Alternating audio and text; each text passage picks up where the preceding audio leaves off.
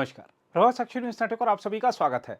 लोकसभा में नेता प्रतिपक्ष राहुल गांधी ने आज बीजेपी पर देश में हिंसा, नफरत तथा डर फैलाने का आरोप लगाया और दावा किया कि ये लोग हिंदू नहीं हैं क्योंकि 24 घंटे हिंसा की बात करते हैं। राहुल गांधी ने जब बीजेपी पर यह आरोप लगाया तो प्रधानमंत्री नरेंद्र मोदी और गृह मंत्री अमित शाह ने आपत्ति जताते हुए कहा कि कांग्रेस नेता ने पूरे हिंदू समाज को हिंसक कहा है। सदन में सत्ता पक्ष और विपक्ष के सदस्यों के बीच तीखी नोकझोंक के बीच राहुल गांधी ने कहा, जो अपने आप को हिंदू कहते हैं वो 24 घंटे हिंसा की बात करते हैं। आप यानी बीजेपी हिंदू नहीं है। इस पर प्रधानमंत्री ने हस्तक्षेप करते हुए कहा कि पूरे हिंदू समाज को हिंसक कहना ठीक नहीं है। गृह मंत्री अमित शाह ने कहा, नेता विपक्ष ने कहा है कि जो अपने आप को हिंदू कहते हैं वो हिंसा करते हैं। इनको मालूम नहीं है कि करोड़ों लोग अपने आप को गर्व से हिंदू कहते हैं। क्या वो सभी लोग हिंसा करते हैं? राहुल गांधी को माफी मांगनी चाहिए। वहीं कांग्रेस महासचिव प्रियंका गांधी वाड्रा ने कहा है कि उनके भाई और लोकसभा में नेता प्रतिपक्ष राहुल गांधी कभी हिंदुओं का अपमान नहीं कर सकते और उन्होंने सदन में भारतीय जनता पार्टी और इसके नेताओं के बारे में बोला है।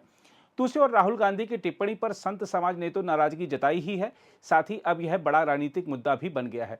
आइए देखते हैं संतों और बीजेपी ने इस मुद्दे को लेकर राहुल गांधी पर कैसे हमला बोला है। आज जिस प्रकार से कांग्रेस के वरिष्ठ नेता राहुल गांधी ने हिंदुओं के बारे में हिंसक कहा, ये दुखद है, अति निंदनीय है। इसका निंदा करते हैं और घोर विरोध करते हैं कि राहुल गांधी माफी मांगो, क्योंकि बहुसंख्यक समाज के देश में, हिंदुओं के देश में और देश के उस मंदिर में हिंदुओं के साथ ही अपमान करना, हिंदुओं को ही हिंसक कहना, ये दुखद है, अति निंदनीय है। अगर राहुल जी आप हिंदुओं के साथ कभी उठते बैठते संवाद करते तब आपको पता चलता ना। आप तो कभी हिंदुओं के साथ रहे नहीं, इसके नाते हिंदुओं को हिंसक कह पा रहे हैं। लेकिन आपको माफी मांगना चाहिए और जब तक आप माफी नहीं मांगेंगे तब तक मैं निवेदन करता हूं अन्य हिंदू नेताओं से, जो बीजेपी के अलावा अगर सदन में वो हिंदू हैं, जब तक वो माफी नहीं मांगे तब तक सदन में उनको बोलने का अधिकार नहीं। मैं जो सबसे चिंताजनक विषय है, जो सबसे गंभीर विषय है, अब उस पर आता हूं। आज राहुल गांधी ने संपूर्ण हिंदू समाज को हिंसक बताया है, असत्यवादी बताया है, घोर अपमान किया है हिंदू समाज का। और ये पहली बार नहीं है, ये कांग्रेस की पुरानी पद्धति है। 2010 में तत्कालीन गृह मंत्री श्री पी चिदंबरम ने हिंदुओं को आतंकवादी कहा था। 2013 में तत्कालीन गृह मंत्री, पूर्व गृह मंत्री सुशील शिंदे जी ने हिंदुओं को फिर से आतंकवादी कहा था।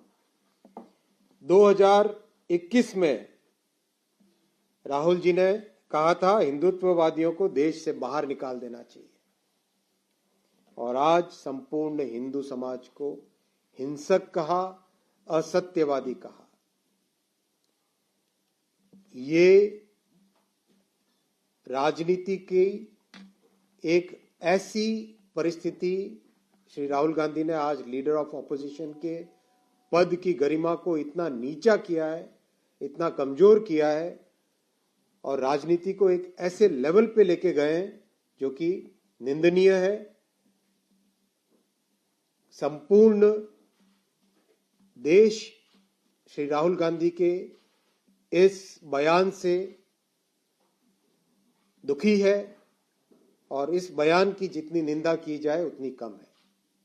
आज उन्होंने बहुत, जैसा कि आदरणीय अश्विनी जी ने कहा कि भगवानों की फोटो लेके आने की बात करते हैं, तो पहले तो मैं कहना चाहूंगा उन्होंने अभय मुद्रा बताते बताते इस्लाम में भी अभय मुद्रा बता दी। इस्लाम में कोई चित्र नहीं होता है तो उनको अभय मुद्रा कहां से दिख गई? ये राहुल गांधी जी को कौन सी दिव्य दृष्टि है जिसमें, और मैं उलेमाओ इकराम से भी पूछना चाहता हूं कि राहुल गांधी को इल्म हुआ है या कोई फजल हुआ है ऊपर से कि उन्हें अभय मुद्रा दिख गई है? और दूसरा, वो भगवान शंकर के चित्र को दिखा रहे थे, जो हमारे हिसाब से बहुत आपत्तिजनक तरीका था, जिसपे लोकसभा अध्यक्ष ने भी कहा कि जिनको हम लोग पूजते हैं, गुरु नानक देव, भगवान शंकर, उनकी आप ऐसे फोटोएं करके ऐसे नहीं रख सकते। और ये शिव जी की फोटो दिखा रहे थे और कहते हैं कि हम हिंदू धर्म की शक्ति से लड़ेंगे। जबकि शिव और शक्ति असंपृक्त हैं। रामचरितमानस में लिखा है, अजह अनादि शक्ति अविनाशी सदा शंभु अर्धांग निवासी। अनादि रूप से शिव शक्ति साथ। और एक मैं टेक्निकल पॉइंट कहता हूं, राहुल गांधी ने बहुत धर्मों का उल्लेख किया, पर राहुल गांधी ने शपथ तो ईश्वर के नाम की नहीं ली। यह सॉलमली अफर्म, ये उनका अधिकार है, हम कोई आपत्ति नहीं कर रहे। परंतु यदि आप ईश्वर के नाम की शपथ नहीं ले रहे हैं, इसका मतलब ईश्वर में निष्ठा नहीं रख रहे हैं और फिर ईश्वर के चित्र दिखा रहे हैं। और मैं ये भी आप लोगों के सुलभ संज्ञान को बता दूं कि 2014 में राहुल गांधी ने शपथ ईश्वर के नाम की ली थी और हिंदी में ली थी। 2014 से 24 में क्या बदल गया कि ईश्वर के नाम की शपथ से सॉलमली अफर्म पे आ गए और फिर सदन के पटल पर ईश्वर के चित्र दिखाने लगे।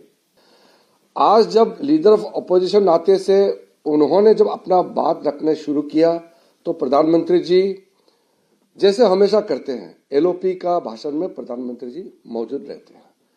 उसमें एक level of debate, level of discussion होते हैं, संसद का एक गरिमा होते हैं।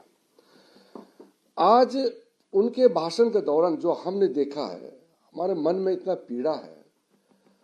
बार बार स्पीकर के चेयर से उसको बोला गया कि आप बात करते समय तर्क प्लस आपका पीठ स्पीकर के ओर ना दिखाए।